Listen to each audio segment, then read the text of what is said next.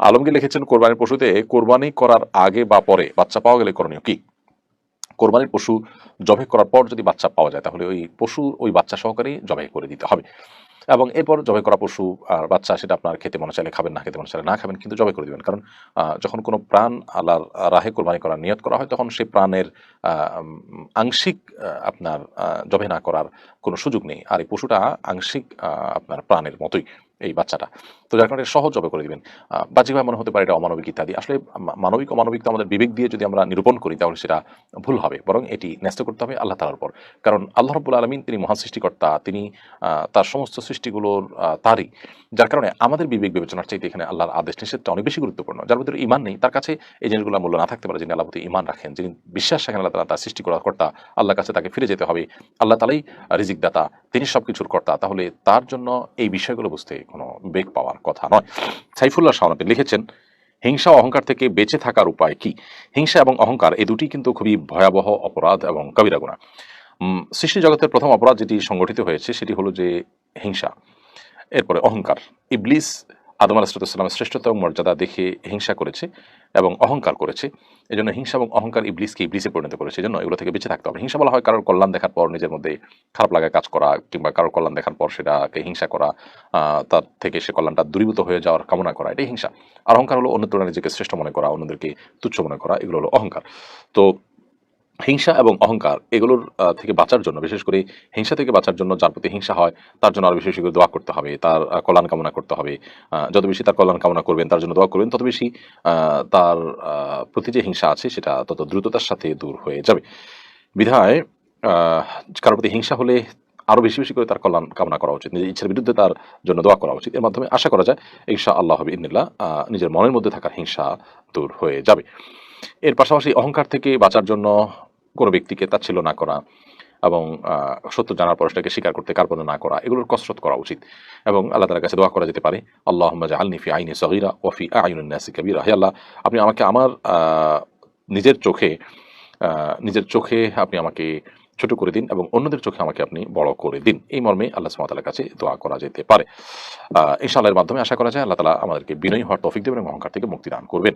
সোহাইব লিখেছেন, শিগগিরই সামনের অর্থ বছরের বাজেট পাস হবে, একজন প্রতিনিধিত্বশীল আলেম হিসাবে কেমন বাজেট কামনা করেন? প্রায় প্রতি বছরই বাজেটকে সামনে রেখে আমরা এই ধরনের প্রশ্ন পেয়ে থাকি এবং কথা বলার চেষ্টা করি। দেখুন, আমাদের বাজেটটা সুদি ঋণ মুক্ত বাজেট হওয়া দরকার।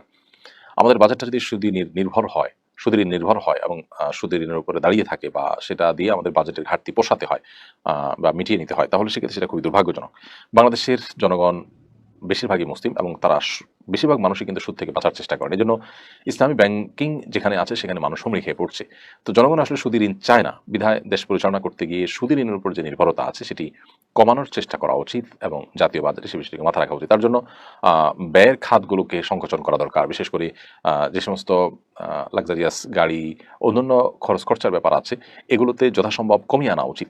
এবং বড় কর্মকর্তা হলে অনেক বেশি দামি গাড়ি তার জন্য এবং তাদের বিদেশ যাত্রা ইত্যাদি যত ক্ষেত্রে খরচ কমানো যেতে পারে তার সর্বোচ্চ চেষ্টা যদি করা হয় তাহলে বিদেশি ঋণের উপরে, বিশেষ করে সুদি ঋণের উপরে নির্ভরতা অনেকখানি কমানো সম্ভব হবে। এর বাইরে আরো অনেক খাত আছে যে খাতগুলোতে আসলে বরাদ্দ না দিলেও চলে, অর্থাৎ অন্তত সুদের উপর নির্ভর করার মতো নিরুপায় অবস্থায় নয়, সেই জায়গাগুলোতে বিশেষভাবে যদি নজর দেওয়া হয় তাহলে আশা করা যায় সুদের উপর নির্ভরতা কমানো যাবে এবং বাজেটের ঘাটতিও কমবে। সেই সাথে দিনই চেতনা মানুষের ভিতরে জাগ্রত হওয়াটা খুবই গুরুত্বপূর্ণ এবং প্রয়োজনীয় একটি কাজ। এটি যদি না হয় তাহলে সেক্ষেত্রে সমাজ উচ্ছন্নে যাচ্ছে, আরো যাবে। সেজন্য এই খাতগুলোকে বিশেষভাবে গুরুত্ব দেওয়া উচিত বাজেট প্রণয়নের ক্ষেত্রে। গরিব এবং অভাবী মানুষদের তাদের জন্য বান্ধব হয় বা তাদের জন্য উপযোগী হয় সেরকম বাজেট আসাটাই হলো উচিত এবং কাম্য। অন্য সব কিছুর চাইতে এটিকে সবচেয়ে বেশি প্রায়োরিটিতে দেখা উচিত। এম এস সাব্বির রহমান লিখেছেন, পাখির খামার করে পাখি বিক্রি করে টাকা ইনকাম করা যায় আছে কিনা? অবশ্যই জায়েজ আছে, কোনো অসুবিধা নেই। পাখি লালন পালন করা, পাখির খামার করা, পাখির উৎপাদন করা, এগুলো জায়েজ কাজ। যেহেতু হালাল পাখি, গোশত খাওয়া হালাল, বিধায় সেটির খামার করে গোশত বিক্রি করলেন বা পাখি বিক্রি করলেন, সেটা জায়েজ কাজই হবে, না জায়েজ কোনো কাজ হবে না।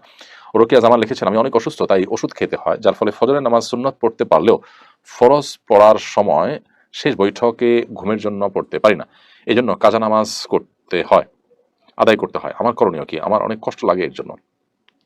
বোন রোকেয়া জামান, আমরা আপনার জন্য দোয়া করি, আল্লাহ রাব্বুল আলামিন আপনাকে পরিপূর্ণ শেফায়ে কামরা যারা দান করেন, আপনি পরিপূর্ণ সুস্থতা যেন নসিব করেন, আমরা সেই দোয়া রব্বে কারীমের কাছে নিবেদন করছি।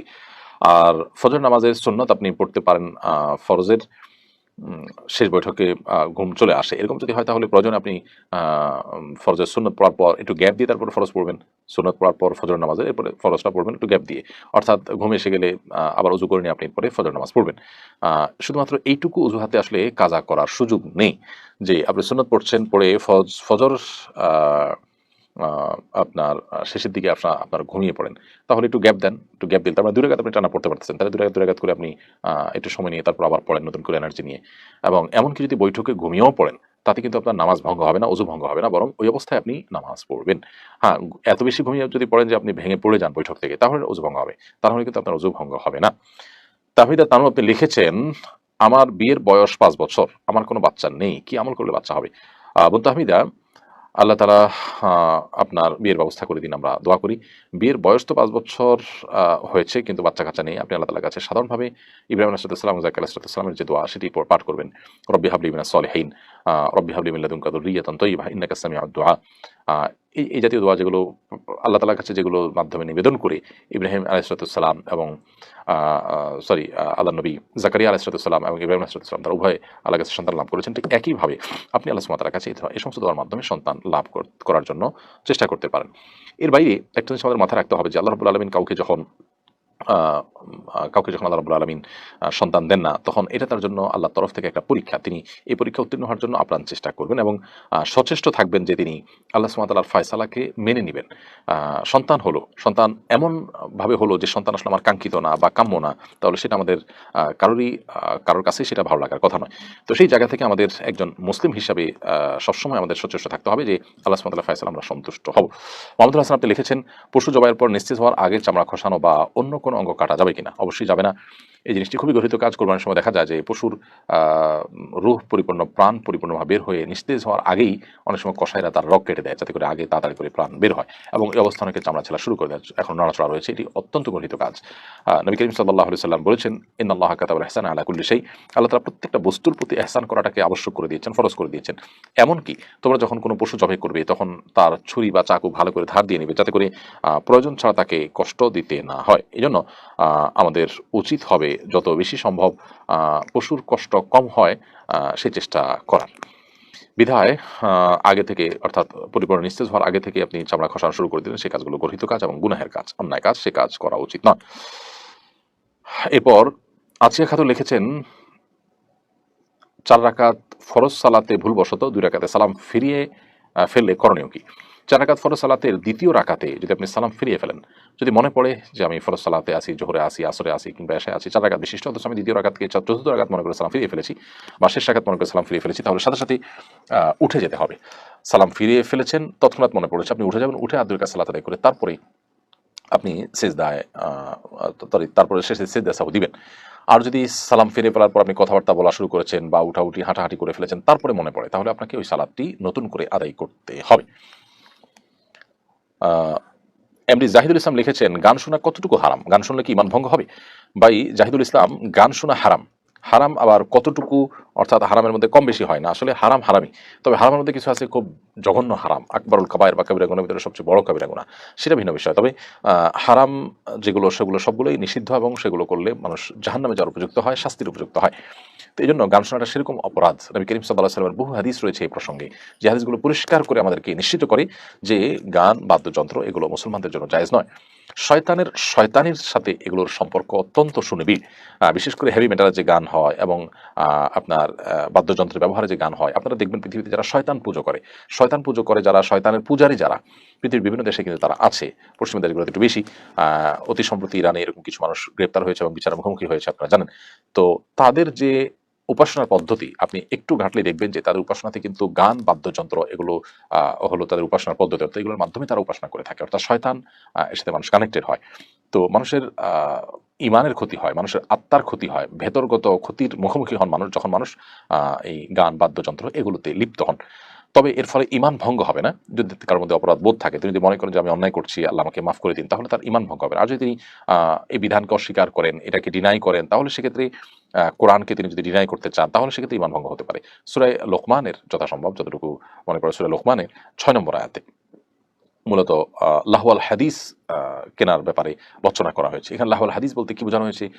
বিশ্ববিখ্যাত তাফসীর কারক এবং কোরআন সবচেয়ে বেশি বুঝেছেন যিনি, নবী করিম সাল্লাল্লাহু আলাইহি ওয়াসাল্লামের দোয়া ছিল কোরআন যেন কোরআনের জ্ঞান তাকে আল্লাহ তাআলা দান করেন, সেই সাহাবী আব্দুল্লাহ ইবনে আব্বাস রাদিয়াল্লাহু তাআলা আনহু। তার ব্যাখ্যা হলো যে তিনি লাহওয়াল হাদিস বলে গানকে বুঝিয়েছেন, অর্থাৎ এটা দ্বারা মূলত গান বাদ্যযন্ত্র এগুলোকে বোঝানো হয়েছে, এটি লাহওয়াল হাদিস দ্বারা প্রমাণিত। অতএব এই আয়াতেও গান বাদ্যযন্ত্র হারাম হওয়ার বিষয়ে ইঙ্গিত রয়েছে। আর পরিষ্কার হাদিস তো রয়েছেই, বুখারী একটা হাদিস রয়েছে, নবী সাল্লাল্লাহু আলাইহি ওয়াসাল্লাম বলেছেন বুইসুলি উকসুল মাজামির, বাদ্যযন্ত্র এগুলোকে ভেঙে ফেলার জন্য, অর্থাৎ এগুলোকে দূরীভূত করবার জন্য, সমাজকে এগুলো থেকে মুক্ত করবার জন্য আমাকে আল্লাহ তাআলা পাঠিয়েছেন। তো এই জন্য এগুলো থেকে বিরত থাকতে হবে। একটা হাদিস রয়েছে, আল গানা ইউমবিতুন নিফাক কামা ইউমবিতুল মা ওয়াজ যারা, পানি যেরকম শস্য ক্ষেতকে উৎপাদন করে, সবুজ শ্যামল করে, ঠিক একইভাবে গান বাদ্যযন্ত্র এগুলো মানুষের মধ্যে ঈমানকে জাগ্রত করে, নেফাককে জাগ্রত করে এবং ঈমানের জন্য ক্ষতিকর হয়। আব্দুল্লাহ আল মিনহাজ আপনি লিখেছেন, বদলি হজ করলে কি যিনি বদলি হজ করবেন তিনি সওয়াবের ভাগীদার হবেন? যিনি বদলি হজ করছেন তিনি একজন মানুষের হজ হয়ে যাচ্ছে, তার জন্য তিনি সহযোগিতা করছেন, এই উদ্দেশ্যে যেহেতু হজ করছেন, তাতে মূল হজের সওয়াবটা বদলি হজ যার পক্ষ থেকে হবে তিনি পেলেও, যিনি বদলি হজটা করে দিচ্ছেন আল্লাহ তাআলা তাকেও মাহরুম করবেন না, কারণ তিনি চেষ্টা করছেন, তিনি নেকামল করার জন্য কসরত করছেন, বিধায় তাকে আল্লাহ রাব্বুল আলামিন একেবারে মাহরুম করবেন না যে তিনি কোনো সওয়াব পাবেন না, তিনি আপনার এত পরিশ্রম করবেন তার পরিশ্রমটা একবার অর্থহীন হবে, সেরকম না। তিনি যে একজন মানুষের হজ করে দিচ্ছে এটা তো ইবাদত, একজন ইবাদত করতে সহযোগিতা করছেন, অতএব অবশ্যই আল্লাহ তাআলা তাকে বিনিময় দান করবেন। আল্লাহ সুবহানাহু ওয়া তাআলার ভান্ডারে তো কোনো অভাব নেই, যিনি যার পক্ষ থেকে বদলি হজ করা হচ্ছে তিনি পূর্ণাঙ্গ সওয়াব পেয়ে গেলেন, অতিরিক্ত হিসাবে যিনি কষ্ট করলেন তাকে আল্লাহ তাআলা পূর্ণাঙ্গ হজের সওয়াব দেওয়াটা আল্লাহর জন্য কোনো কঠিন বিষয় নয়, অতএব তিনিও সওয়াব পাবেন ইনশাআল্লাহ তাআলা।